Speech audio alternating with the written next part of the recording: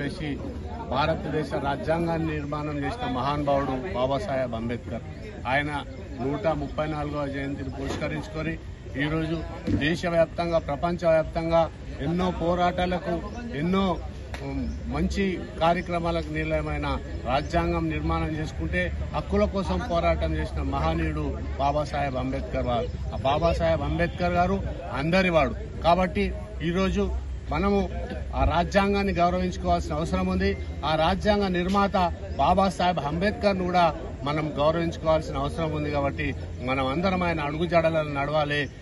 ఏ దేశం కోసమైతే ఏ రాజ్యాంగం నిర్మాణం చేసిండో విదేశాలకు వెళ్లి అవమానాలు భరించి చదువు పట్ల గాని మన దేశంకున్న గౌరవం పట్ల గాని ఆయన చట్టాన్ని నిర్మాణం చేసి ఒక రాజ్యాంగం చేసి ఇవాళ దేశ ప్రధాని కూడా ఆ బాబాసాహెబ్ రాసిన అంబేద్కర్ ప్రకారం ఆ రాజ్యాంగ పుస్తకాన్ని కూడా గౌరవించుకుంటూ ఇవాళ దేశం ముందుకు పోతుంది. కాబట్టి రాబో తరానికి ఒక ఆదర్శంగా బాబాసాహెబ్ అంబేద్కర్ ఉంటాడని చెప్పేసి చిరకాలం బాబాసాహెబ్ అంబేద్కర్ అమరుడు, ఒకసారి చరిత్రలో నిలిచిపోయిండు. కాబట్టి ప్రతి గ్రామంలో ఈరోజు చాలా గ్రామాలలో అంబేద్కర్ ను మనం గౌరవించుకుంటున్నాం, అంబేద్కర్ విగ్రహాలను పెట్టుకుంటున్నాం. కాబట్టి ఆ మహానీయుడు ఇచ్చిన మనకి ఈ లైఫే మనం బతుకుతున్నాం కాబట్టి ఇంత స్వేచ్ఛగా బతకగలుగుతున్నాం అని చెప్పేసి ఈ సందర్భంగా తెలియజేసుకుంటూ బాబాసాహెబ్ అంబేద్కర్ బాబాసాహెబ్ అంబేద్కర్ బాబాసాహెబ్ అంబేద్కర్ ఈరోజు నర్సాపూర్ పట్టణం లోపల చిల్డ్రన్ పార్క్ లోపల డాక్టర్ బాబాసాహెబ్ అంబేద్కర్ యొక్క 134వ జయంతి కార్యక్రమాన్ని నిర్వహించుకుంటున్నాం.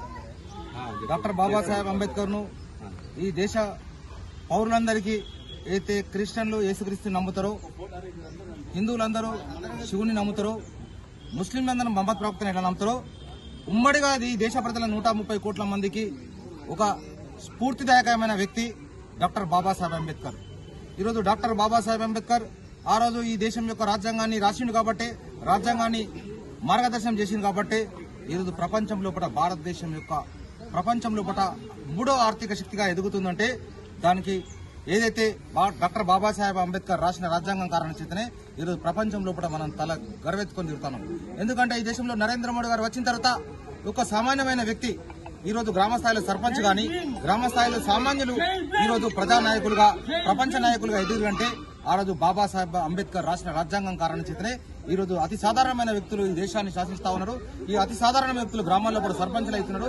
ఏదైతే సామాజిక స్పృహ ఆ రోజు కుల వివక్ష ఉన్నప్పుడు కూడా ఎన్ని కష్ట నష్టాల కోర్చి కూడా ఈరోజు బాబాసాహెబ్ అంబేద్కర్ ఎన్ని అవమానాలు పొందినప్పుడు కూడా నేను ఈ దేశ ప్రజల కోసం పోరాడతా, ఈ దేశ ప్రజలు నా కుటుంబం అని చెప్పి ఆ రోజు అన్ని అవమానాలు చెందిన ఆయన గొప్ప చదివినప్పుడు కూడా ఈ దేశ ప్రయోజనం కోసం ఆ రోజు పోరాడింది. కాబట్టి ఆయనను కాంగ్రెస్ పార్టీ ఈ దేశం లోపల ఓడించింది, ఒకసారి పార్లమెంటుకు నిలబెడితే.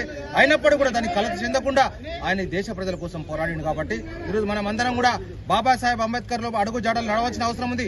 ఈ దేశం లోపల ఎన్ని కులాలు ఎన్ని మతాలు ఉన్నప్పటికీ కూడా అందరికీ ఒక స్ఫూర్తివంతమైన నాయకుడు బాబాసాహెబ్ అంబేద్కర్. కాబట్టి ఈ రోజు చాలా మంది అతి చిన్న చిన్న ఉద్యోగాలు చేసిన వ్యక్తులు కూడా ఈ రోజు అనేక కులాధిపత్యాల అణచివేతల నుంచి పోరాటం సాగించి వాళ్ళు ఒక నాయకులుగా ఎదిగారంటే దానికి బాబాసాహెబ్ అంబేద్కర్ ను మనం గుర్తుంచుకోవాల్సిన అవసరం ఉంది. కాబట్టి భవిష్యత్తులో కూడా బాబాసాహెబ్ అంబేద్కర్ విగ్రహం ఈ రోజు చిల్డ్రన్ పార్క్ లోపల ఉన్నది. కాబట్టి ఇది మనకందరికీ అవమానం. కాబట్టి ఇక్కడున్న ప్రజాప్రతినిధులు, ఇక్కడున్న ఎమ్మెల్యే సునీతా లక్ష్మారెడ్డి గాని, గత ఎమ్మెల్యేలు, ఈ రోజున్న కాంగ్రెస్ పార్టీ గాని, భారతీయ జనతా పార్టీ నాయకులు అందరం కలిసికట్టుగా ఈ బాబాసాహెబ్ అంబేద్కర్ యొక్క విగ్రహాన్ని ఏదైతే ఒక సామాజికానికి చెందిన వ్యక్తిగా, ఒక ఎస్సీ దళిత నాయకుడు కాకుండా ఈ రోజు సమాజంలో ఉన్న అన్ని కులాలకు కూడా బాబాసాహెబ్ అంబేద్కర్ నాయకుడు కాబట్టి అతను కూడా పబ్లిక్ ప్లేస్ లో పెట్టాలని చెప్పి మేము డిమాండ్ చేస్తా ఉన్నాం. బాబాసాహెబ్ అంబేద్కర్ మనం అందరం కూడా ఏదైతే జయంతి నాడే కాకుండా ఆయన జీవితంలో ఎన్నైతే అవమానాలు పొందిరో వాటిని స్మరణించి చూసుకుని మనం ముందరకు వచ్చిన అవసరం ఉందని కోరుతున్నాం. జై భీమ్.